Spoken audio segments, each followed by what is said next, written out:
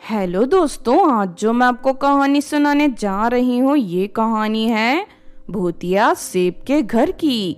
तो चलिए दोस्तों देखते हैं भूतिया सेब के घर की कहानी। एक बार की बात है, किसी गांव में रानी नाम की लड़की अपने पति विशाल के साथ रहती थी। दोनों खुशी खुशी अपनी जिंदगी जी रहे थे। अचानक एक रात तेज भूकंप की वजह से उनका घर पूरी तरह टूट जाता है। अरे नहीं, ये क्या हो गया? हमारा घर तो बुरी तरह टूट गया। नया घर बनाने के लिए हमारे पास पैसे भी नहीं है। अब हम कहाँ जाएंगे, कहाँ रहेंगे? अब क्या बताओ रानी, मेरे भी समझ में कुछ नहीं आ रहा। लगता है हमारा समय खराब चल रहा है। इस तरह दोनों दुखी होकर अपनी किस्मत को कोस रहे थे कि तभी अचानक उनके पास एक बुढ़िया आती है। सुनो बच्चों, इस भूकंप में तुम्हारा घर पूरी तरह तहस नहस हो गया है। क्या तुम दोनों मेरे घर पर रहना चाहोगे? मैं अकेले रहती हूँ, इसीलिए अगर तुम दोनों मेरे घर पर रहोगे तो मुझे सहारा हो जाएगा। उस बुढ़िया की बात सुनकर रानी और विशाल बहुत खुश होते हैं और दोनों उस बुढ़िया के घर में रहने के लिए तैयार हो जाते हैं। उसके बाद वो बुढ़िया दोनों को एक घने जंगल में ले जाती है। अरे माँ जी, आप हमें इतने घने जंगल में लेकर क्यों आई हो? ये जंगल तो बहुत ही डरावना लग रहा है। डरो मत बेटी, यहाँ तुम्हें कोई खतरा नहीं है। बस यही पास में नदी किनारे मेरा घर है। फिर थोड़ी देर के बाद वो तीनों नदी किनारे पहुँच जाते हैं। तभी रानी को वहाँ सेब से बना एक बहुत बड़ा घर दिखाई देता है। अरे ये क्या है? ये तो एक एप्पल का घर है। यहाँ रहने में बहुत मजा आएगा। रानी भी इस एप्पल से बने घर को देखकर बहुत खुश होती है और अपने पति के साथ वहाँ रहना शुरू कर देती है। इस तरह कुछ दिन बीत जाते हैं। फिर एक दिन रानी नदी किनारे कपड़े धोने जाती है, लेकिन तभी वो देखती है कि वो बुढ़िया नदी के किनारे बैठकर एक बड़ी सी तलवार को पत्थर के ऊपर धार लगा रही थी। ये देख रानी घबरा जाती है। अरे माँ जी, इतनी बड़ी तलवार आपके पास कहाँ से आई और आप इसे धार क्यों लगा रही हो?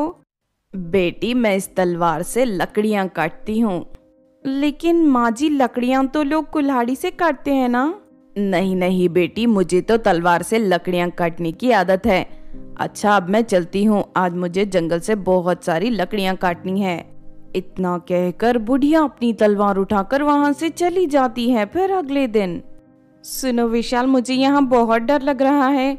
कल वो बुढ़िया नदी के किनारे बैठकर तलवार को धार लगा रही थी। अरे तो इसमें कितना घबराने की क्या बात है? तुम तो छोटी छोटी बातों से डर जाती हो। हमें इतना अच्छा घर रहने के लिए मिला है और तुम हो के बेकार की बातों को लेकर बैठी हो। इस तरह विशाल रानी को समझा बुझाकर शांत कर देता है।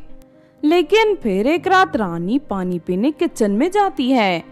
रानी जैसे ही किचन की लाइट जलाती है कि तभी उसे अपने सामने वो बूढ़ी औरत तलवार लिए खड़ी दिखाई देती है। ये देख रानी के होश उड़ जाते हैं और जोर जोर से चीख उठती है। अरे माँ जी, इतनी रात को आप यहाँ क्या कर रही हो? बेटी, मुझे प्यास लगी तो इसीलिए मैं पानी पीने आई हूँ। इतना कहकर वो बुढ़िया पानी की बोतल उठाकर वहाँ से चली जाती है। फिर अगले दिन, मुझे इस बुढ़िया की अजीबोगरीब हरकतें देखकर कुछ ठीक नहीं लग रहा। इसका बर्ताव साधारण इंसानों की तरह बिल्कुल नहीं है। कहीं इस पर किसी भूतिया चुड़ैल का साया तो नहीं है? हे भगवान, मुझे तो सोचकर ही डर लग रहा है। उसके बाद रानी एक तांत्रिक के पास जाकर उसे सारी बात बता देती है। तांत्रिक अपने काले जादू की किताब खोलकर मंत्र पढ़ने लगता है। थोड़ी ही देर में उसे सारी सच्चाई का पता चल जाता है। बेटी, वो कोई साधारण बुढ़िया नहीं है। असल में वो लोगों को मार कर खाने वाली एक चुड़ैल है। मेरे पास आकर तुमने बहुत अच्छा किया, वरना आने वाले शनिवार को वो अपनी तलवार से तुम दोनों के टुकड़े टुकड़े कर कर खा जाती। तांत्रिक की बात सुनकर रानी के हाथ पैर ठंडे पड़ जाते हैं। लेकिन तुम फिक्र मत करो, मैं उस चुड़ैल को ठिकाने लगा दूंगा। चलो मेरे साथ। फिर रानी तांत्रिक को एप्पल घर के सामने ले जाती है। तभी वहाँ विशाल आ जाता है। रानी विशाल को सारी बात बता देती है। तभी वो तांत्रिक मंत्र पढ़कर एक बड़ा सा धागा उस एप्पल घर के चारों तरफ बांध देता है। लेकिन वो बुढ़िया तांत्रिक को देख लेती है और फौरन चुड़ैल के रूप में आ जाती है। लेकिन वो चुड़ैल जैसे ही घर के बाहर निकलने की कोशिश करती है कि वहां चारों तरफ आग जलने लग जाती है। तू चाहे कितनी भी कोशिश कर ले चुड़ैल, अब मैंने हमेशा के लिए तुझे इस घर में बंद किया है। अब तू कभी यहाँ से बाहर नहीं निकल सकती। ये देख रानी और विशाल राहत की सांस लेते हैं और उसके बाद वो तांत्रिक उन दोनों को अपने घर ले जाता है और ऊपर वाला कमरा उन्हें रहने के लिए दे देता है।